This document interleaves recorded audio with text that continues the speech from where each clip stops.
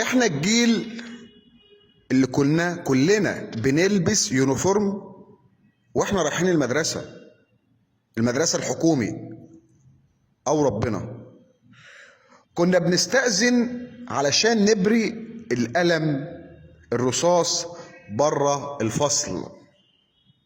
كنا بنعمل غدوة سندوتشات مع بعضنا في الفسحة، وكنا في عز الخنقة نقول اوعى ترمي الشنطة في الأرض دي فيها كتاب دين.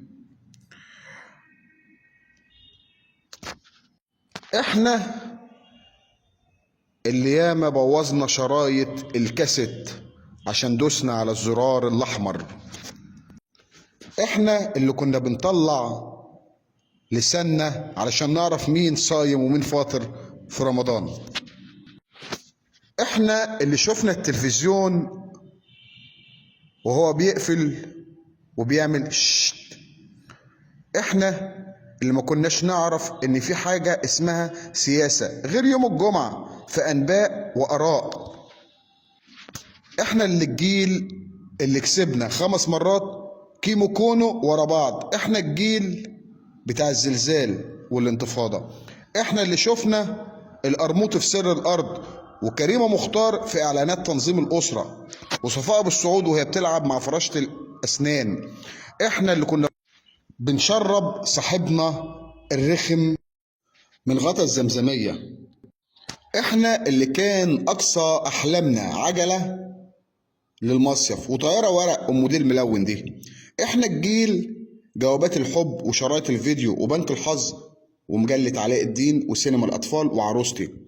ما كانش في غير قناتين، اولى وتانية واهلي وزمالك وجوي وطمطم وونيس وماما ميسة وماما نجوى وبقلوظ وتوم وجيلي وهيلكليز. فاكرين هيلكليز وزينة؟ احنا اللي كنا بنبقى فرحانين جدا يوم العيد عشان بناخد جنيه جديد في اليوم ده ونفضل نصرف فيه وبرضه ما يخلص. احنا الجيل اللي اتفرج على الطريق الى اله بعدد سنين عمرنا، وكنا كل مرة ندعي ان برقوقة ما يموتش.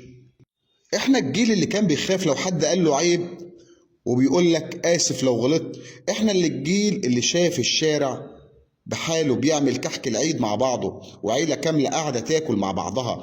احنا بتوع الشمعدان وسامبا وسنجم والكاراتيه واليز والعسلية والكوتش اميجو اللي كان بينور والفانوس ابو شمعة والبيبسي ابو ربع جنيه والنمر المقطعة والكابتن ماجد صاحب اطول جون في التاريخ عشان اتعاد على 3 حالات.